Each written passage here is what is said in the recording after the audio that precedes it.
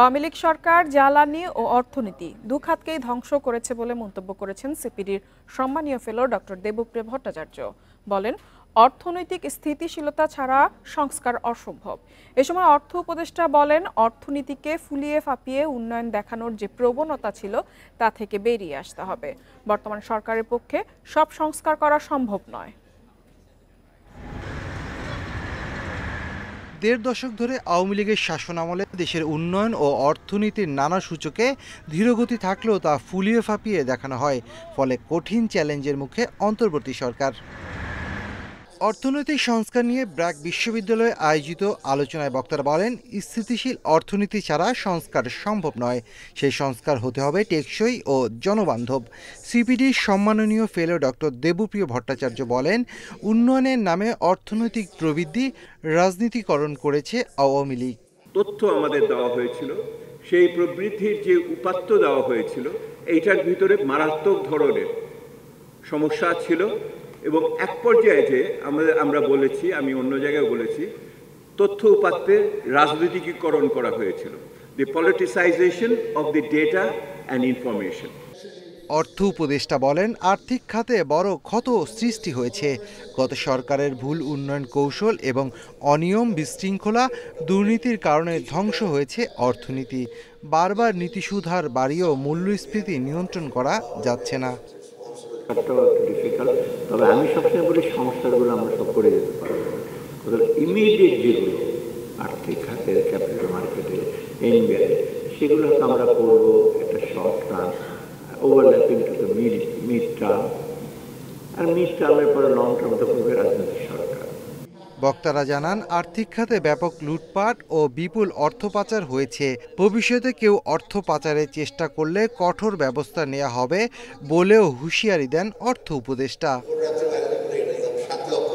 Shafiul Alam Sujon, independent news, Dhaka. দারিদ্র্য, বেকারত্ব ও carbon নিঃসরণ কমিয়ে আনতে একসাথে কাজ করার জন্য বিশ্ব নেতাদের প্রতি আহ্বান জানিয়েছেন অন্তর্বর্তী সরকারের প্রধান উপদেষ্টা ডক্টর মোহাম্মদ ইউনূস। সকালে ব্রাজিলে আয়োজিত G20 সামিটের উদ্বোধনী অনুষ্ঠানে ভার্চুয়ালি দেয়া ভাষণে এ আহ্বান জানান তিনি। এ সময় ডক্টর ইউনূস ক্ষুধা ও দারিদ্র্য মুক্ত দেশ গড়ার লক্ষ্যে ব্রাজিলের প্রেসিডেন্ট লুলা দা সিলভার নেয়া উদ্যোগকে স্বাগত জানান। বলেন, এবারে G20 সম্মেলনে বাংলাদেশের লক্ষ্য নারীর ক্ষমতায়ন, জলবায়ু এবং ক্ষুধা দারিদ্র্যের বিরুদ্ধে লড়াই করা। অন্তর্বর্তী সরকার সবার আগে টেকসই উন্নয়নকে গুরুত্ব দিচ্ছে জানিয়ে তিনি বলেন, এজন্য তারুণ্য শক্তি, অর্থনীতি, নতুন ভাবনা ও জীবন ব্যবস্থার পরিবর্তন আনায় কাজ চলছে। অপব্যয় কমিয়ে ক্ষুধা ও দারিদ্র্যমুক্ত দেশ গড়ার লক্ষ্যে কাজ করছে সরকার।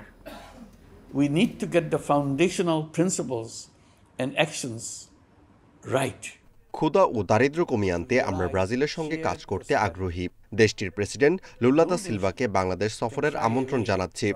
সরকার টেকসই উন্নয়নে গুরুত্ব দিচ্ছে, এজন্য তারুণ্যের শক্তিকে কাজে লাগিয়ে 3-0 বাস্তবায়নের লক্ষ্য রয়েছে।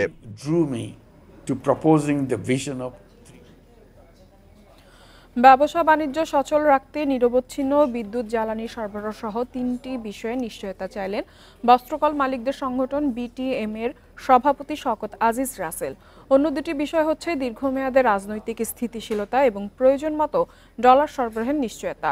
পাচার হওয়া বিপুল পরিমাণ অর্থ দ্রুত উদ্ধারেরও তাগিদ দেন এই ব্যবসায়িক নেতা। বছর দুয়েক ধরে টানা ডলার সংকট, উচ্চ মূল্যস্ফীতি ও বৈশ্বিক অর্থনৈতিক অস্থিরতার কারণে দেশে বিনিয়োগ বলতেই নেই। বর্তমান রাজনৈতিক অনিশ্চয়তা এ পরিস্থিতিকে আরও জটিল করে তুলছে বলে মত পর্যবেক্ষকদের, যা বিনিয়োগকারীদের আস্থা আরও কমিয়ে দিচ্ছে। বাংলাদেশ ব্যাংকের তথ্য বলছে, চলতি অর্থবছরের জুলাই থেকে সেপ্টেম্বরের আমদানির জন্য এলসি খোলার পরিমাণ প্রায় 7% কমেছে। এ সময় শুধু মূলধনী যন্ত্রপাতির আমদানি কমেছে প্রায় 41%। আনইন্টারাপ্টেড পাওয়ার সাপ্লাই আমাদের দরকার, নিরবিচ্ছিন্ন। আমাদের এই যে পলিটিক্যাল যে আনরেস্ট, এটা আমি মনে করি কন্ট্রোলে আনা দরকার। ব্যাংকে যে ডলারের সংকট, এটা আমাদেরকে কাটিয়ে উঠতে হবে, আমি জানি না কেমনে। চলমান সংকট উত্তরণে এফবিসিসিআইকে এগিয়ে আসার আহ্বান ব্যবসায়ীদের, যদিও এ মুহূর্তে নেতৃত্বহীন ব্যবসায়ীদের শীর্ষ সংগঠনটি। শিগগিরই একটি অংশগ্রহণমূলক নির্বাচনের মাধ্যমে নেতৃত্ব বাছাই করতে চান শিল্প মালিকরা।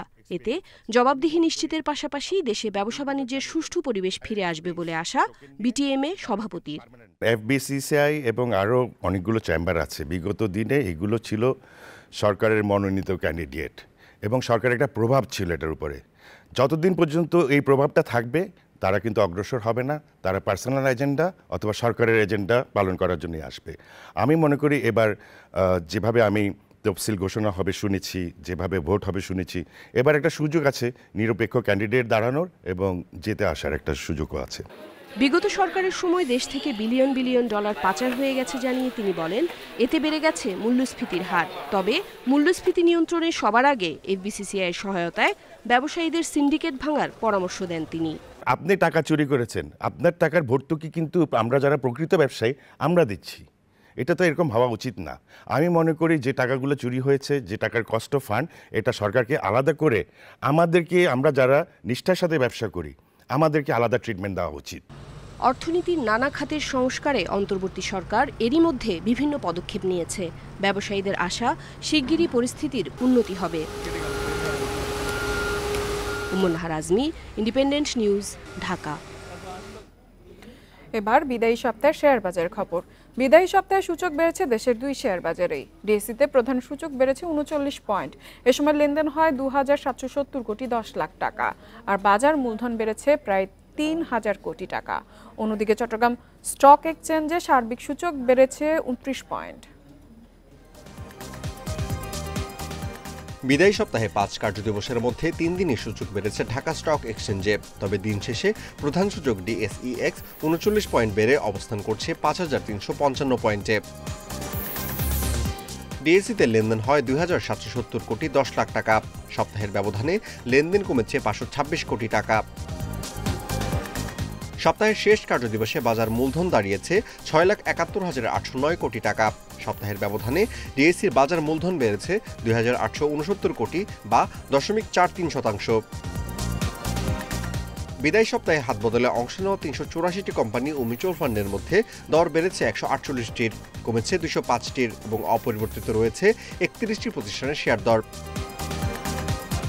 সপ্তাহ জুড়ে সবচেয়ে বেশি লেনদেন হওয়া প্রতিষ্ঠানের তালিকায় প্রথম অবস্থানে আছে বাংলাদেশ শিপিং কর্পোরেশন, দ্বিতীয় বেক্সিমকো ফার্মা এবং তৃতীয় অবস্থানে আছে ইউনাইটেড ফাইন্যান্স। শতাংশের দিক থেকে দর বৃদ্ধি তালিকায় প্রথম অবস্থানে আছে শাইনপুকুর সিরামিক্স, দ্বিতীয় মেঘনা ইন্স্যুরেন্স এবং তৃতীয় অবস্থানে আছে প্যারামাউন্ট। অন্যদিকে বিদায়ী সপ্তাহে চট্টগ্রাম স্টক এক্সচেঞ্জের সার্বিক সূচক 29 পয়েন্ট বেড়ে অবস্থান করছে 14,880 পয়েন্টে। সপ্তাহ জুড়ে লেনদেন হয় 52 কোটি 36 লাখ টাকা। Amirul Islam, independent news. Flight ওঠানামায় ঝুঁকি তৈরি করায় শাহজালাল বিমানবন্দরের রানওয়ের আশেপাশে প্রিয়াঙ্কা হাউজিংয়ের 6টি সহ 13টি বহুতল ভবন ভাঙা হবে। রাজুক জানিয়েছে, অনুমোদনের বাইরে উঁচু করেছেন ভবনের মালিকরা। বর্ধিত অংশ ভেঙে ফেলতে এরই মধ্যে কমিটি করেছে সিভিল এভিয়েশন। রাজধানীর উত্তরার প্রিয়ঙ্কা রানওয়ে সিটি 1 নম্বর রোডে 9 নম্বর প্লটের এ বাড়িটির অনুমোদন 3 তলার, কিন্তু করা হয়েছে 7 তলা।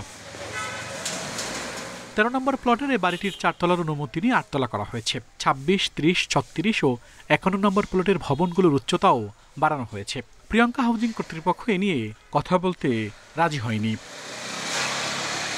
সিভিল এভিয়েশন জানায়, ভবনগুলো বিমানবন্দরের ফ্লাইট ওঠানামায় ঝুঁকি তৈরি করেছে। থার্ড টার্মিনাল চালু হলে সংকট বাড়বে।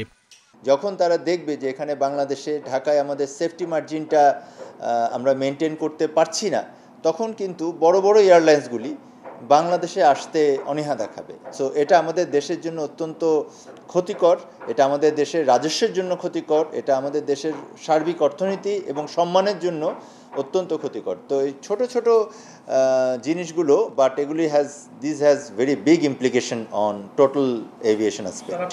এরই মধ্যে রানওয়ের পাশে 13টি ভবন চিহ্নিত করা হয়েছে। অনুমোদনহীন অংশ ভাঙার পদক্ষেপ নিচ্ছে রাজুক। এছাড়া প্রিয়াঙ্কা হাউজিংয়ের ঝুঁকিপূর্ণ অংশে নির্মাণ কাজ বন্ধের নির্দেশনা দেওয়া হয়েছে।